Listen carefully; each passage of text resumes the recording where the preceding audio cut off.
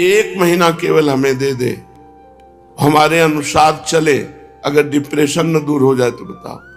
चिंतन जब तुम्हारा आनंद में भगवान का होगा, सब ठीक हो जाएगा। भगवान का चिंतन नहीं करोगे तो किसी औषधि में इतनी ताकत नहीं कि तुम्हारे चिंतन को बदल सके। यदि तुम्हारा भगवत चिंतन शुरू नहीं हुआ और जागतिक चिंतन रहा तो अंतिम निर्णय यही है, आत्महनन गति जाए। जो सुसाइड करने वाले की दुर्गति होती वही दुर्गति उसकी होगी। हो सकता है वो इसी लक्षण में पहुंच जाए। जो न तरह भवसागर अस समाज नर पाए, सोअति निंदक मंदमति आत्महनन गति जाए। वो निंदनीय है, वो मंदमति है, वो आत्महत्यारा है जो मनुष्य शरीर पाकर व्यर्थ का चिंतन करता है, भगवान का चिंतन नहीं करता। अब ऐसे ऐसे डॉक्टर हो गए हैं।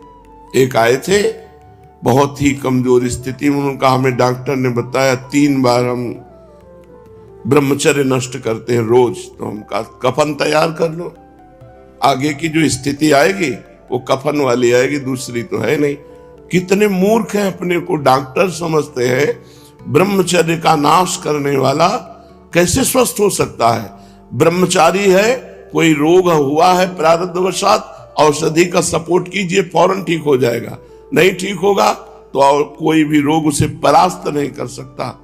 अब छोटे छोटे बच्चों से लेकर सब ब्रह्मचर्य नाश, तो संयम नहीं, कोई नियम नहीं। दिनचर्या कै बजे उठना है, व्यायाम करना है, दिनचर्या में हमें संध्या करना है, तर्पण करना है, नाम जप करना है, नाम कीर्तन मंत्र जपना है, कोई नियम नहीं और कोई सदाचार नहीं। अपवित्र भोजन, अपवित्र विचार, अपवित्र चिंतन, अपवित्र क्रियाएं, तो परिणाम डिप्रेशन, परिणाम ओवर थिंकिंग इतनी बढ़ जाती है, वो परेशान हो जाता है, मन उसे परेशान कर देता है। बुरी दशा आने के पहले बुद्धि बदली जाती है और कुछ नहीं होता। बुद्धि निगेटिव हो गई, बस वो अपने आप बैठे जलेगा बिना आग के।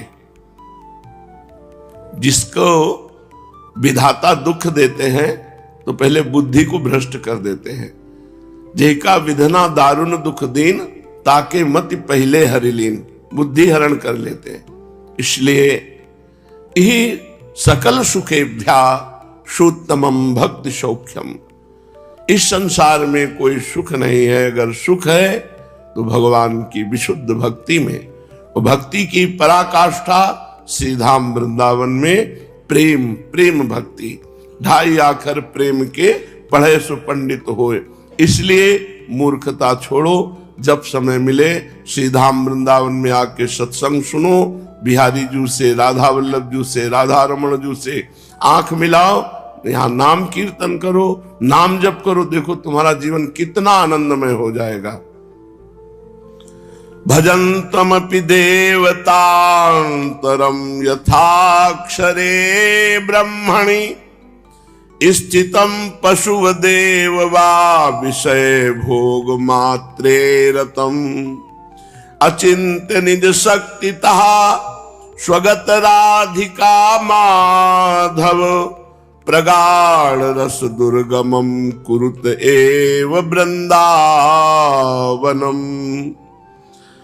अन्य देवी देवताओं की उपासना से तुम्हें विशेष लाभ मिलने वाला नहीं। जितना तुम करोगे उतना ही तुम्हें मिलेगा। लेकिन भगवान की भक्ति घर का काम है, घर की सामान है।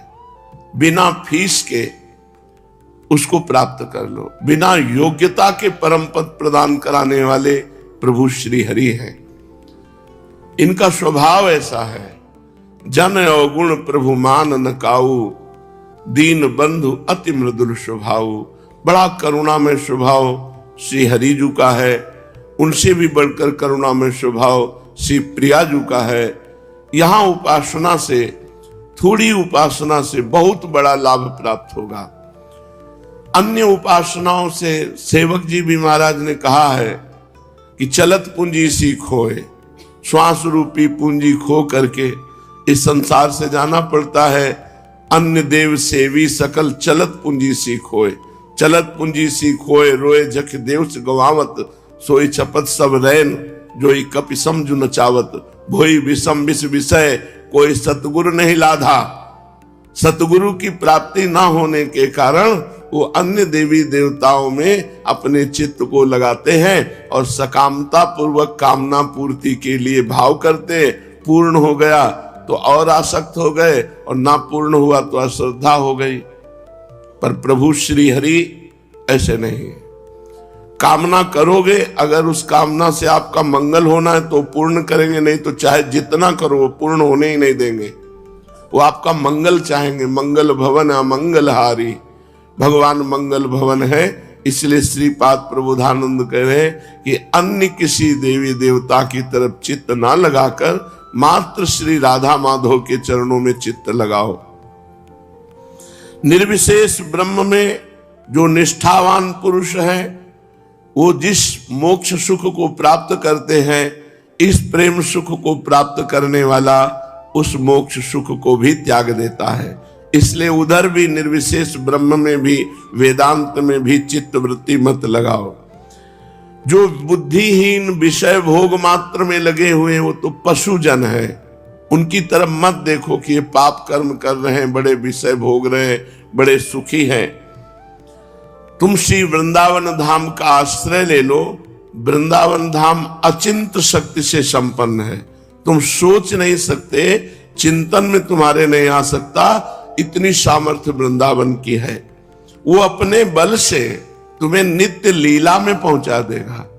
यदि तुमने श्री धाम वृंदावन का वास स्वीकार कर लिया है, श्री धाम वृंदावन के आश्रित हो, चाहे जैसे हो, वृंदावन अपने बल से तुम्हें नित्य लीला परायण कर देगा।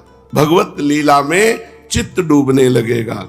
प्रगाढ़ श्री राधा रस का दान करने वाला श्री धाम वृंदावन है। इसलिए ना तो विषय भोगों में चित्त चंचल करो, ना तो निर्विशेष ब्रह्म वेदांत में चित्त लगाओ, ना अन्य देवी देवताओं की उपासनाओं में लगाओ।